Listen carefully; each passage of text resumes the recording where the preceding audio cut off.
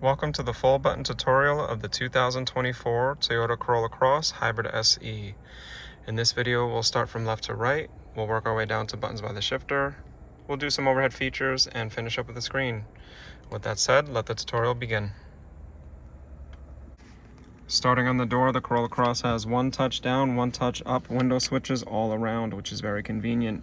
In front of there is the door lock button. You'll feel that the actual lock button has two little nubs on it, which is the same thing as the key fob.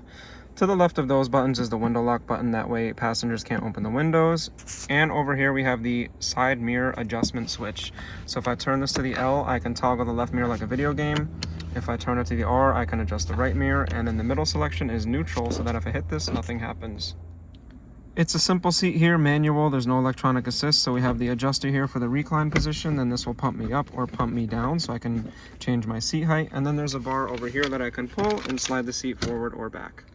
On the bottom of the dashboard is the lever to pop the hood, and then moving north of there is a button for the lock and gas cap. Up above them I have three buttons. I have the scrolling switch for the brightness to the speedometer gauges, the automatic high beams function, which will turn on when the automatic lights are on, and the cancellation for the vehicle stability control and traction control. With this lever on the side of the steering wheel column, I can pull it down towards the floor, and I can telescope, raise or lower the steering wheel, and then lock it back into place. The steering wheel has two stalks. The one on the left operates the lights. If I scroll this down to the bottom position, that's daytime running lights off. The next position is automatic lights, which will turn on when the car senses it's dark out. The next one will be parking lights in case I want the interior lights to light up and some dim exterior lights. And this is manually overriding to turn on all the lights all the time. Onto the right stalk, we have the operation for the front wiper blade and the rear wiper blade. So if I take the stalk and bring it down once, it'll go to intermittent, which I can change the intermittency level, which is how often it wipes. Down again is low constant, and down again is high constant. For the outside portion of the stalk, if I push this forward one time, it'll be once in a while for the rear wiper, and a steady constant for the back wiper. If I pull the stalk towards me, it'll wash the front windshield, and if I push it away, it'll wash the back windshield. Tucked away behind the steering wheel, I have a plus paddle and a minus paddle. When I take the shifter, go down to drive, and bring it to the left into shift, not only can I shift the gears forward and back, but I can use the paddlers to shift through the gears that are simulated with the CVTe transmission. On the left side of the steering wheel, we have the arrows for side to side, up and down to operate the MID menus, which is the multi-information display, select and back, which will go through the different pages on the MID, then a phone button so I can answer or hang up calls, volume selection for phone calls and music, and the voice command button, which will operate Toyota's audio assistant or Siri or even the Google Assistant. On the right side of the steering wheel, we have some cruise control and other music buttons. The top portion here of this pad is the cruise control with lane departure alert. To operate the cruise control, I turn it on with this button over here, and then I can select the mode between constant speed or adjustable, which we call dynamic radar cruise control. If you choose dynamic radar cruise control, you can select the sensitivity, aka following distance, with this button here. Then you can increase or decrease speed with the top and bottom of the ring. The lane departure alert with steering assist and lane trace assist are all included with this button, which of course we'll discuss later. In the inside of the MID, we can change some of the settings. The music mode is down below, from AM, FM, Bluetooth to Sirius radio, and I can change the songs with the button down here.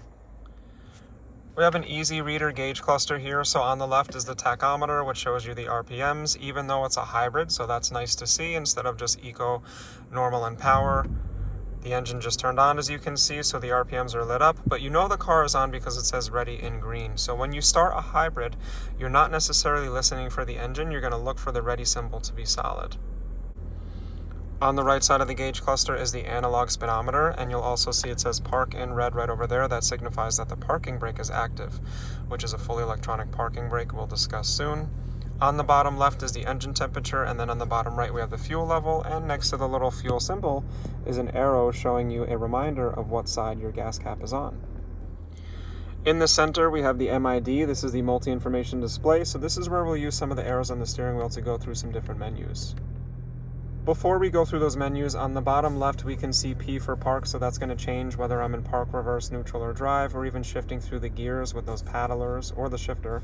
On the bottom right is the odometer, which of course you can change over here between odometer and your trips, push and hold to clear, and your service mileage, which is nice. In the center, it's showing the digital speed, which we can change based on the page review, and that also shows the distance to empty range. This page here is normally people's favorite page, but with the arrows on the left side of the steering wheel, you can see we can change that stuff. Sport is lit up in green because it's in sport mode right now. The drive mode lever is down by the shifter, which you'll soon see, and the outside temperature and time are showing on the top.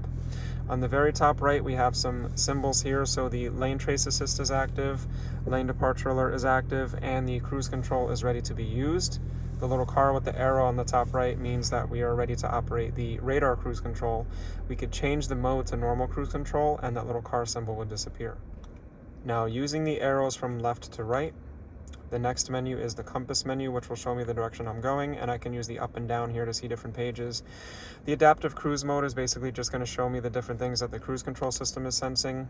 And then here's the music menu. That's going to show me the song and the artist. I can actually push OK and change the source, but I'm not going to play music for copyright reasons. Next is the vehicle information page, symbolized by the little car with the eye symbol. This is showing my trip distance and total time driving. The energy monitor is nice because it's an abbreviated view of the energy flow monitor that we're going to see on the infotainment screen. Basically, this is showing you who's powering who. So is the engine powering the battery or the wheels, or is the battery powering the wheels? Who's recharging what? It'll even show you that kinetic braking, which is on the hybrid system. For more in-depth information on Toyota's hybrid system, be sure to check out the video linked down below called Crash Course Hybrids. Using the down arrow, there's a couple more pages. This shows my individual tire pressure, and down here's the all-wheel drive monitor, which will show you how much power each wheel is getting. Moving over to the right are the adjustments and settings for the pre-collision system and some of the other safety settings that the car comes with. Starting at the top is the lane departure alert. If I hold OK, I can turn it on and off, change the alert options from sound to vibration. So say I'm hard of hearing, I can change it to vibration. And the alert timing, so how fast it alerts you when you go out of your lane. Lane departure alert basically beeps and steers you back in your lane if you're going out of your lane. Down one is the blind spot monitor. I can turn this on and off. If I hold OK, I can even change some of the settings here, like the support timing and brightness of those lights. Those are the orange lights that light up on your side mirrors when somebody's riding in your blind spot. Next is the pre-collision system, part of the Toyota Safety Sense system. That's going to sense cars and people. I can change the warning timing and turn the system on and off. PDA is proactive driving assist. This is part of the new Toyota Safety Sense system. This slows you down if you're taking turns a little bit fast. I can turn the driving assist on and off. I can change the sensitivity. And rear cross traffic alert is not part of Safety Sense. That's part of the blind spot monitor. This will beep 4 times fast if it senses movement while I'm backing up. It does not sense when you're parking close to objects like parking assist does. The next feature is safe exit assist. So you'll see a little car door opening and another car driving by. This is also part of the blind spot monitor system. What this system does is when you open your door, it's going to alert you by beeping and blinking if it senses a car is coming. Very useful if you're parking in a busy area. Your Corolla Cross can sense a car kind of speeding up on the road that you may not have seen. If I hold OK, I can change the sensitivity and turn on and off the mirror indicate. Next is RSA, which is part of Safety Sense. This is the road sign assist. This senses road signs. For example, the speed limit sign, which you would see on the test drive in the review video of this car that I linked down below, but I can change the notification method and the level. So I can change it for different miles per hour over the speed limit and on the method. I can do it for above speed limit. I can change it from visual and audio to only visual. Most people don't like the audio, but you can do that if it helps you, or no notification at all. So definitely useful if you're a little bit of a speeder and you want reminding to slow it down. Down here are vehicle settings. The driver's brake suggestion will come on when the lane departure alert senses you're swaying a lot and it thinks you're driving tired, so I can turn that on and off. For dynamic radar cruise control, I can change the acceleration level, which is really nice to see. The guide message on and off, and the curve speed reduction I can adjust, so super useful for the highway warriors. The tire pressure warning system. There are a lot of in-depth things here, which I know a lot of people are going to enjoy. I can switch the tires, do the tire rotation, change the settings by specific pressure or current pressure. There's a ton of stuff you can do in here. I can even change the units, which is nice if I'm traveling or I prefer a certain unit. For scheduled maintenance, I can reset the data. That's typically going to be when you come in for your Toyota Care. And your oil maintenance, you can reset that for your oil change. And the rear seat reminder, you can turn on or off. That's going to basically beep and give you a little symbol when you turn the car off to remind you to check the back seats in case maybe you're babysitting and you forgot that there's a kid in the back, or if you have your pets in the back. Next one down here in the settings are our gauge cluster settings. So if I hold OK, I can change the language. The units I can change right over here. That's only going to be for the digital. Not a very wide variety of languages. The EV indicators, that little green guy on the top right that pops on when the engine is off, I can turn the reminder on or off here. I think it's good to keep it on because at a glance you can see him. He reminds you that your engine is off and your car is an EV at the moment. And this will change the settings in this menu. So you can change your fuel economy, which different types of information you want to see. For your hybrid system, you can turn the guidance on and off. Moving down are some music settings. Basically, I can just turn that on and off. These are all settings for those different menus that we're going through, the different types of content and display style. Pop-ups are little messages that pop up on the top of the screen when you change something or something happens. You can adjust what types of pop-ups show. This is all fully pop-up on. And the MID off in case I don't want a whole bunch of clustered information in my face. That'll dim it down a little bit as well. Moving on, I can reset to default settings and then down to the top. Moving to the right is the next menu. The warnings menu. So if the car needs tire pressure, or if service is coming, or if something happened and there's an issue with the vehicle, it's going to save it in the warnings menu right there, and that's going to light up orange and then go down to the bottom and stay there to remind you that there's a message. So the car will not let you forget if there is a message. And moving back here, we're back to the beginning. So this is the digital speed with the range, our distance to empty with our fuel mileage, our eco score, which is really cool to see if you're really trying to do some serious economy driving, maybe some hypermiling, and our EV driving ratio, so we can see what ratio of our driving was actually done as an electric vehicle.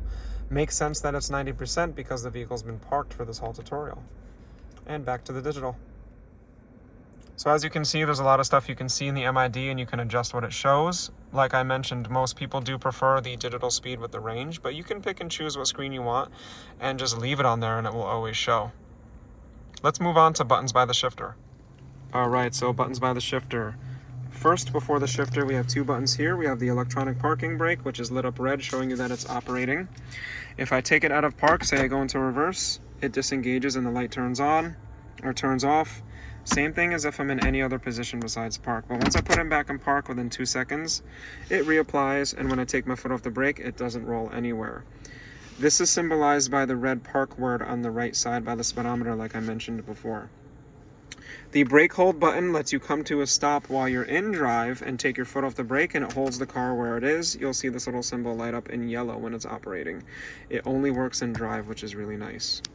For the shifter, like I mentioned before, you can shift down into drive, go over to sport, and toggle forward and back in the gears. You can also use those togglers on the steering wheel from the beginning of the tutorial.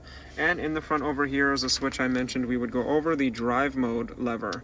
So when I push this forward, it'll go to sport, down to normal, down into eco. Let me show you on the MID real quick.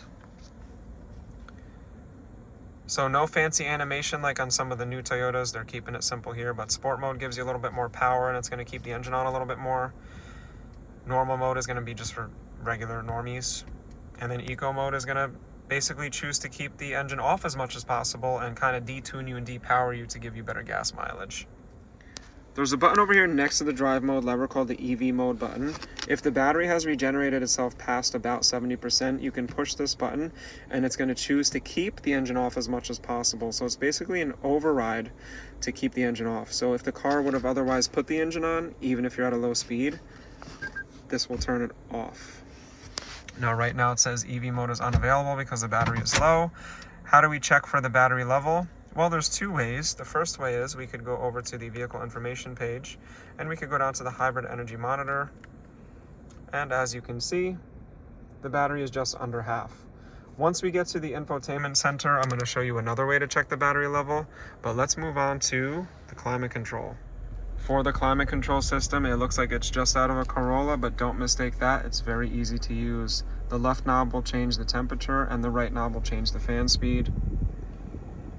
Notice how everything is close to its spot on the screen. The air direction is right over here. And AC and recirculate are right next to each other because you'll want to use those on the hot days.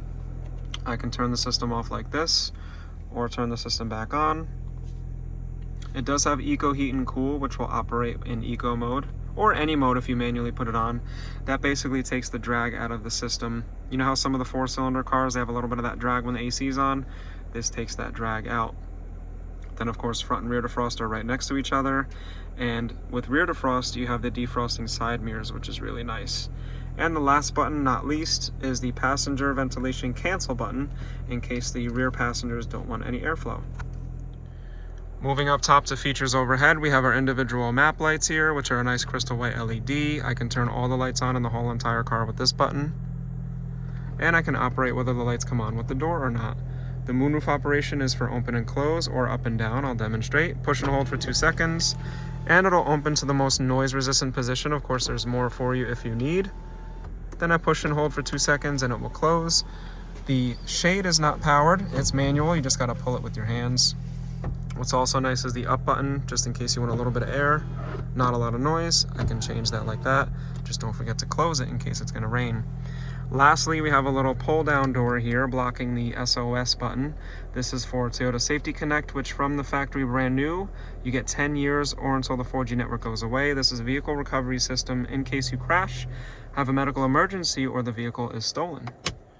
Onto the software system, I did attach a link to my own separate tutorial for the system, but this is Toyota's new system. It's fully wireless for the Apple CarPlay and the Android Auto, but I'll show you a couple small things. First of all, it's super updated, so it responds very fast to your touch, but it's very easy to get to different menus, like changing the date and time. There's also some cool customizations here, like turning on the screen on and off in case it's a little too bright. I can put it into dark mode if I want to, which is nice, or back into light mode. And some really cool stuff here. In Vehicle Customize, I can make it so that the car stays locked when I put it into park. Not only that, if I scroll down, there's a little area that not a lot of people know. I can change how loud the car beeps when I lock and unlock it, and I can make it so that it might not even blink. So definitely very useful.